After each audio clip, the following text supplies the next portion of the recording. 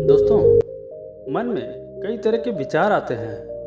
कभी कभी तो ना चाहते हुए भी मन में अश्लील विचार आ जाते हैं। लेकिन महात्मा गौतम बुद्ध की इस कहानी से आपके विचारों में बदलाव आएगा।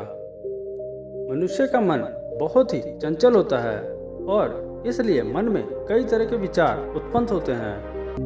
क्षण भर में ही व्यक्ति का मन कई चीज़ों को सोचने लगता है।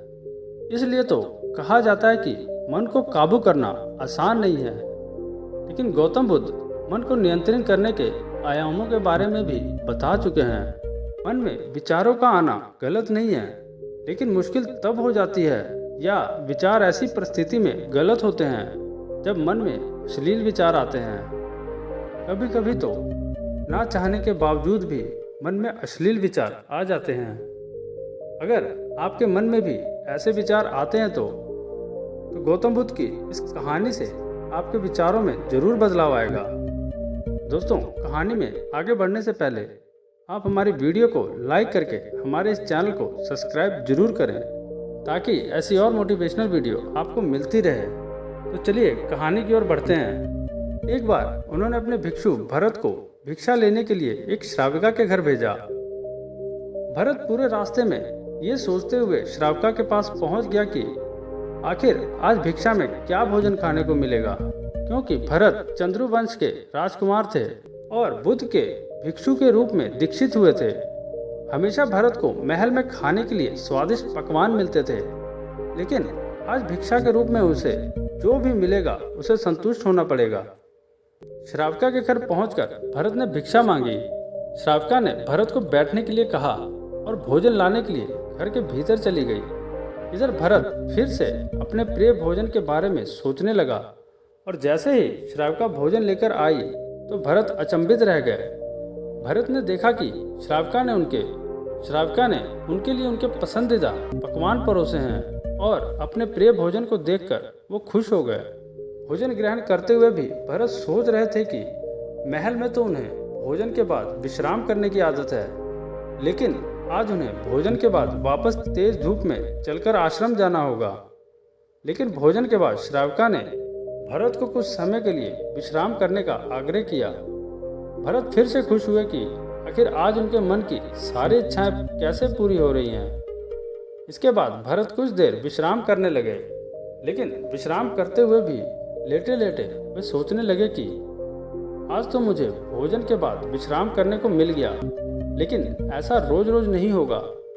जब भरत विश्राम के बाद उठे तो श्राविका ने कहा, आप जब तक चाहे यहाँ ठहर सकते हैं। भरत अब समझ गया कि ये कोई संयोग नहीं हो सकता। उन्होंने श्राविका से कहा कि मुझे क्षमा कीजिए, क्या आप मेरा मन पढ़ सकती हैं?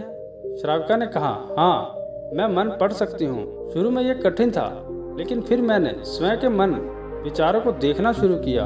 पहले विचारों की संख्या अनगिनत हुआ करती थी। इसके बाद मैंने विचारों पर ध्यान केंद्रित किया, बिना पक्ष विपक्ष के अपने विचारों को देखने लगी। इस तरह से धीरे धीरे मेरे मन में विचारों की संख्या कम होती गई और सारे व्यर्थ विचार दूर हो गए। इसके बाद से ही मैं दूसरों के मन में चल रहे विचारों को पढ़ लेती हूँ। हालांकि श्राविका की बात सुनकर भरत घबरा गए। इसके बाद भरत ने श्राविका से आज्ञा ली और वो आश्रम के लिए निकल पड़े।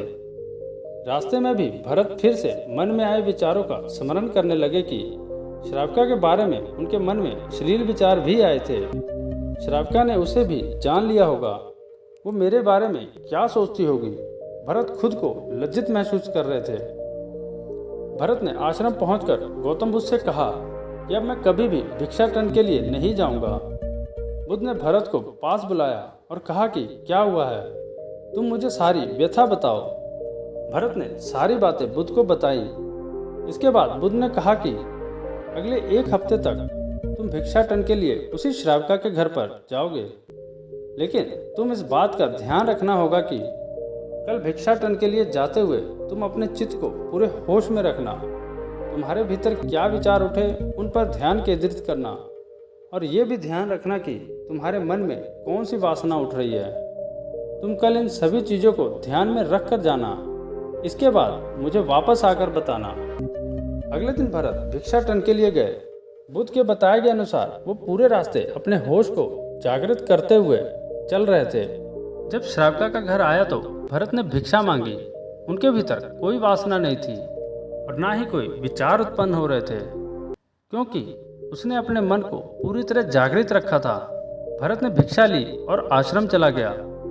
भरत ने बुद्ध को प्रणाम किया और कहा कि आज उसे जिस आनंद की अनुभूति हुई है वो पहले कभी नहीं हुई। इस प्रकार भरत ने बुद्ध के द्वारा बताए गए मार्ग से अपने मन में आने वाले गंदे विचारों पर काबू पा लिया था।